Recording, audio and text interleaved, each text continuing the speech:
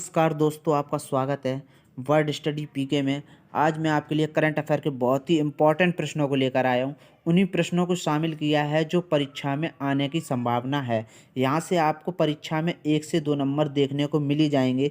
चलिए आइए बिना वक्त गवाए देखते हैं पहला प्रश्न आपके स्क्रीन के सामने ही रखा है। पहला प्रश्न है, राष्ट्रपति रामनाथ कोविंद, जो राष्ट्रपति रामनाथ कोविंद जी हैं, राजभवन के लिए, किसके लिए, राजभवन में नए दरबार हॉल का उद्घाटन किया है। किसने किया है?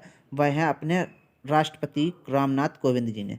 अपने राष्ट्रपति रामनाथ कोविंद जी ने राजभवन के नए दरबार हॉल जो है उसका उद्घाटन किया है।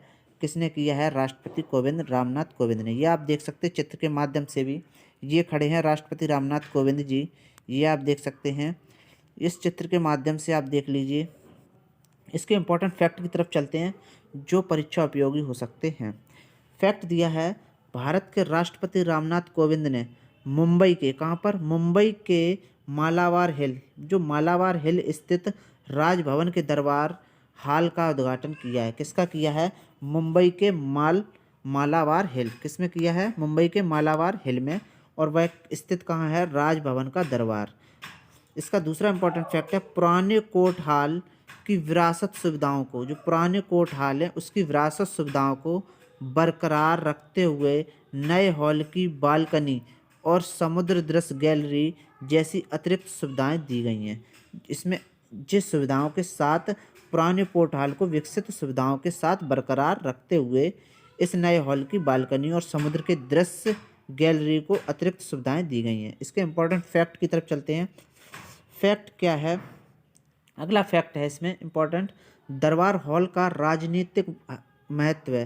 जो राजनीतिक महत्व है क्योंकि यह राज्यपालों मुख्यमंत्रियों की शपथ ग्रहण समारोह में जुड़ा रहा। किस किस लिए यह इम्पोर्टेंट है? यह इम्पोर्टेंट इसलिए है क्योंकि राजनीतिक महल है, क्योंकि यह राज्य जो है राज्यों के राज्यपालों मुख्यमंत्रियों को शपथ ग्रहण समारोह में जुड़ा रहा है, इसलिए। इसका दूसरा इंपॉर्टेंट फैक्ट है, इससे पहले दरबार हॉल का उद्घाटन 8 दिसंबर, कब को? 8 दिसंबर 2021 को निर्धारित किया गया था, लेकिन एक हेलीकॉप्टर दुर्घटना में रक्षा स्टाफ के प्रमुख जनरल बिपिन रावत जी हैं, 8 दिसंबर 2021 को, कब? 8 दिसंबर 2021 को उनके देहांत हो गया था। एक हेलीकॉप्टर के क्रैश होने की वजह से दुर्घटना में रक्षा स्टाफ के प्रमुख जो हैं, कौन हैं? जनरल बिपिन रावत जी थे, उनका निधन हो गया था। आकस्मिक निधन के कारण इसे स्थगित कर दिया गया था। इनका निधन होने के बाद उसको स्थगित कर दिया गया था। चलिए आइए देखते हैं अगले प्रश्न की ओर। अगला प्रश्न रखा है, महाराष्ट्र के स्वास्थ्य मंत्री कौन हैं? महाराष्ट्र के स्वास्थ्य मंत्री जो हैं, कैंसर से बचाव के लिए होम एक्सप्रेस की घोषणा की है। यह स्वास्थ्य मंत्री जी हैं राजेश टोपे जी, आप देख सकते हैं चित्र के माध्यम से। महाराष्ट्र के स्वास्थ्य मंत्री हैं ये राजेश टोपे। कौन है? राजेश टोपे जी। राजेश टोपे को आप चित्र के माध्यम से देख सकते हैं, ये महाराष्ट्र के स्वास्थ्य मंत्री हैं। कौन है? महाराष्ट्र के स्वास्थ्य मंत्री हैं राजेश टोपे। इसके इम्पोर्टेंट फैक्ट की ओर भी देखते हैं, जो इसके इम्पोर्टेंट फैक्ट परीक्षा उपयोगी हैं। फैक्ट है इसका कि स्वास्थ्य मंत्री हैं, यह कौन सा ऐप लॉन्च किया है? वह है होम एक्सप्रेस ऐप। इसके फैक्ट दिया महाराष्ट्र के स्वास्थ्य मंत्री राजेश टोपे ने घोषणा की है कि राज्य में कैंसर की रोकथाम के लिए होम एक्सप्रेस शुरू की जाएगी। जो होम एक्सप्रेस योजना है, यानी कि घोषणा है, वह शुरू की जाएगी। इसके दूसरा इंपॉर्टेंट फैक्ट है, यह भारत की पहली ऐसी मशीन है। कौन सी? होम एक्सप्रेस जो है भारत की पहली ऐसी मशीन है। वह कोल्हापुर के एक, कहाँ पर? वह कोल्हापुर के एक निजी अस्पताल में अत्याधुनिक मोजैक 3D विकिरण मशीन के शुभारंभ के अवसर पर बोल रहे थे। इसके इम्पोर्टेंट फैक्ट और देखते हैं जो परीक्षा उपयोगी है। फैक्ट दिया है, राज्य के स्वास्थ्य मंत्री ने जिला योजना है, जिला योजना के माध्यम से राज्य के हर जिले में होम एक्सप्रेस शुरू किया है। जो होम एक्सप्रेस शुरू करने की पहल करने का भी वादा किया है। किसने किया है? ये आप चित्र के माध्यम से देख लीजिए। इन्होंने किया है राजेश टोपे जी ने। इन्होंने क्या किया है, हर ज़िले में इस एप्लीकेशन को लॉन्च यानी कि पहल करने का वादा किया है। किसका किया है? Home express. जी आप चलिए देखते हैं दूसरा इसका इम्पोर्टेंट फैक्ट। अगला है, उन्होंने गडिग लाज, जो गडिग लाज की हटर की है अस्पताल में, वो on cross price cancer centre को ऑनलाइन उद्घाटन भी किया है। इसमें अगला इम्पोर्टेंट फैक्ट है, केंद्र से ग्रामीण क्षेत्र के मरीजों का फ़ायदा होगा। इससे क्या है, इससे केंद्र के ग्रामीण क्षेत्र जो हैं, कौन कौन है ग्रामीण क्षेत्र? केंद्र के जो ग्रामीण क्षेत्र हैं उनको इस मरीज से फ़ायदा होगा, क्षेत्रों के मरीजों को फ़ायदा होगा इस किससे? होम एक्सप्रेस शुरू से होम एक्सप्रेस पहल की वादा किया है। चलिए आइए देखते हैं अगला प्रश्न। अगले प्रश्न की ओर बढ़ते हैं। अगला प्रश्न रखा है, राजस्थान के पोखरण में, जो राजस्थान का पोखरण जो है जगह, वहाँ से शुरू हुआ है 4 दिवसीय, क्या हुआ है? मरु उत्सव। राजस्थान के पोखरण में शुरू हुआ है 4 दिवसीय मरु उत्सव। जो मरु उत्सव ऐसा होता है, ये आप चित्र के माध्यम से भी देख लीजिए। मरु उत्सव ऐसे मनाते हैं राजस्थान के लोग, वहाँ के निवासी, कहाँ के? राजस्थान के निवासी व राजस्थान के लोग मरु उत्सव कैसे मनाते हैं, ये आप चित्र के माध्यम से देख सकते हैं। और यह शुभारंभ कहाँ से हुआ है? यह शुभारंभ राजस्थान के पोखरण में। कहाँ पर? पोखरण में 4 दिवसीय, और कितने दिवस का है? 4 दिवसीय मरु उत्सव है। इसका इम्पोर्टेंट फैक्ट दिया है, विश्व प्रसिद्ध, और यह क्या है? विश्व प्रसिद्ध जैसलमेर रेगिस्तान, और जैसलमेर रेगिस्तान महोत्सव है। ये क्या है? जैसलमेर रेगिस्तान महोत्सव, जिसे मरु उत्सव भी कहा जाता है, और इसी को मरु उत्सव भी कहा जाता है। यह कब मनाया जा रहा है? 13 फरवरी 2022 को पोखरण में शुरू हुआ है। कब शुरू हुआ है? 13 फरवरी 2022 को पोखरण में शुरू हुआ है। इसका अगला इम्पोर्टेंट फैक्ट है, 4 दिवसीय उत्सव पोखरण में, इसकी शुरुआत कहाँ हुई? पोखरण में एक जुलूस के साथ हुई। किसके साथ हुई? जुलूस के साथ हुई, जहाँ भिन्न झांकियों के माध्यम से मरु या रेगिस्तान संस्कृति की परंपरा को विशिष्ट को प्रस्तुत किया गया है। ये सारी इसकी इम्पोर्टेंट जानकारी। चलिए आइए देखते हैं कुछ और भी जानकारी जो इसकी परीक्षा उपयोगी है। जानकारी दी है, 15 फरवरी को, कब? 15 फरवरी को आकर्षण का केंद्र कैमल पोलो मैच रहेगा। क्या रहेगा? कैमल पोलो मैच रहेगा। इसी में अगला है, बीएसएफ कैमल टैटू शो भी आयोजित किया जाएगा, और इसी वर्ष को क्या किया जाएगा? बीएसएफ कैमल टैटू शो, जो कैमल टैटू शो है, भी आयोजित किया जाएगा। कब किया जाएगा? इसी तारीख को। कब? राजस्थान पोखरण में ही शुरू किया जाएगा। चलिए आइए देखते हैं अगला प्रश्न। अगले प्रश्न की ओर बढ़ते हैं। अगला प्रश्न है, प्रश्न रखा है आपके सामने। प्रश्न दिया है, मध्य प्रदेश सरकार, जो मध्य प्रदेश सरकार की सेंट्रल जेल है, को मिला है अपना एफएम रेडियो चैनल।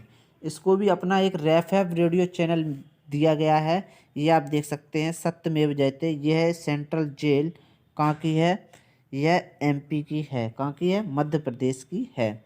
इसके इम्पोर्टेंट फैक्ट है, फैक्ट की ओर चलते हैं। फैक्ट दिया है, मध्य प्रदेश में इंदौर, कौन सी जगह का नाम है? इंदौर की सेंट्रल जेल, ये आप देख सकते हैं, इंदौर की सेंट्रल जेल ने अपना रेडियो चैनल जेलवाणी एफएम, कौन सी? जेलवाणी एफएम 18.77 शुरू किया है। कौन सा शुरू किया है? इसने अपना चैनल का, अपना रेडियो चैनल कौन सा बनाया है? वह है जेलवाणी एफएम 18.77 शुरू किया है। किसने किया है? इंदौर की सेंट्रल जेल ने। किसके ने किया है? मध्य प्रदेश में इंदौर की सेंट्रल जेल ने। इसमें अगला इम्पोर्टेंट फैक्ट है, इस रेडियो चैनल के माध्यम से, किसके माध्यम से? इस रेडियो चैनल के माध्यम से जेल में बंद कैदियों को दुनिया में हो रही घटनाओं के बारे में भी पता चलेगा। इस एफएम रेडियो का माध्यम क्या है? इस एफएम रेडियो का उद्देश्य क्या है? इस एफएम रेडियो का उद्देश्य है, जो जेल में जो बंद कैदी हैं, उनमें दुनिया की हो रही सारी घटनाओं के बारे में पता लगना चाहिए या पता चलना चाहिए। यह इसका उद्देश्य है। किसका? यह उद्देश्य है एफएम रेडियो चैनल का। अगला है इम्पोर्टेंट फैक्ट, रेडियो चैनल जो जेल के कैदियों को स्वस्थ स्वास्थ्य और सामाजिक मुद्दों की जानकारी भी देगा। और जो एफएम रेडियो है इसका और एक उद्देश्य है, वह है कि जो कैदियों को स्वास्थ्य और सामाजिक मुद्दों की जानकारी भी देगा। क्या देगा? वह रेडियो चैनल है। चलिए आइए देखते हैं इसका कुछ और इम्पोर्टेंट फैक्ट। अगला इम्पोर्टेंट फैक्ट इसी का दिया हुआ है। फैक्ट है, रेडियो स्टेशन कैदियों के लिए अपनी कहानी सुनाने और अपने अनुभव साझा करने के लिए एक माध्यम के रूप में कार्य करेगा। यह एफएम रेडियो जो है वह अपनी कहानी सुनाने के अनुभव साझा करने के लिए एक माध्यम के रूप में कार्य करेगा। दूसरा इम्पोर्टेंट फैक्ट है, इसका उद्देश्य जो है जेल के कैदियों को दुनिया भर में हो रही घटनाओं के बारे में सूचित करना है। इसका दूसरा उद्देश्य है, जो देश में जो दुनिया भर में जो कैदियों हैं, कैदियों को दुनिया भर में जो हो रही घटनाओं को बारे में सूचित करना भी है इसका उद्देश्य। अगला इम्पोर्टेंट फैक्ट है, कैदियों के सुधार के लिए, किसके लिए? कैदियों के सुधार के लिए अपनाए गए इस तरह के अभिनव उपायों वाली जेल निश्चित रूप से सुधारक संस्थान के रूप में कार्य करेगी। किसके रूप में कार्य करेगी? सुधारक संस्थान के रूप में कार्य करेगी। कौन सा? यह कैदियों के लिए अपनाए गए इस तरह के अनुभव उपायों वाली जेल निश्चित रूप से संस्थान के रूप में कार्य करेगी। चलिए आइए देखते हैं अगला प्रश्न। अगले प्रश्न की ओर जाने से पहले आप सबसे मेरा विनम्र निवेदन है, अगर आपने अभी तक वर्ड स्टडी पी के चैनल को सब्सक्राइब नहीं किया है या आप वर्ड स्टडी पी के चैनल पर नए यूजर्स हैं तो कृपया करके सब्सक्राइब कर लें। उसके साथ में जो घंटी या बेल आइकन का निशान आप देख रहे हैं उसको ऑल पर लगा लें, जिससे कि हमारी सारी आने वाली वीडियो का नोटिफिकेशन के रूप में आपके पास आती रहेंगी।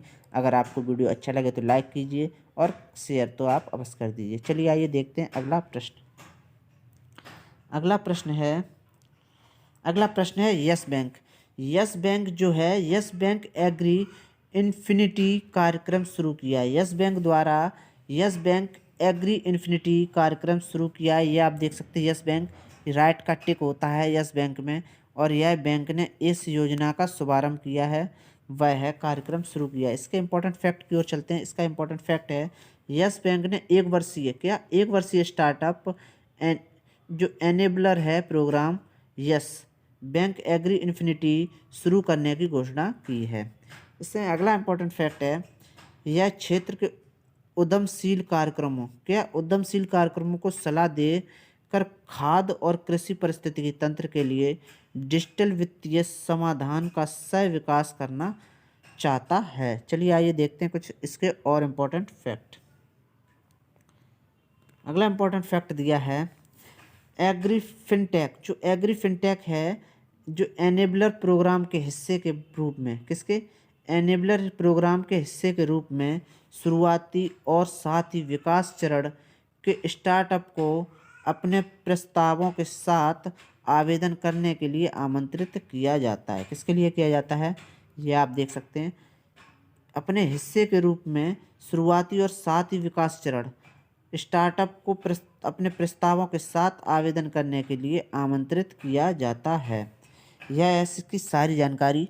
अगर आपको हमारा ये वीडियो अच्छा लगा है तो कृपया करके लाइक कीजिए, कमेंट कीजिए, शेयर कीजिए, और शेयर तो आप अवश्य कर दीजिए। थैंक यू, धन्यवाद, जय हिंद, वंदे मातरम।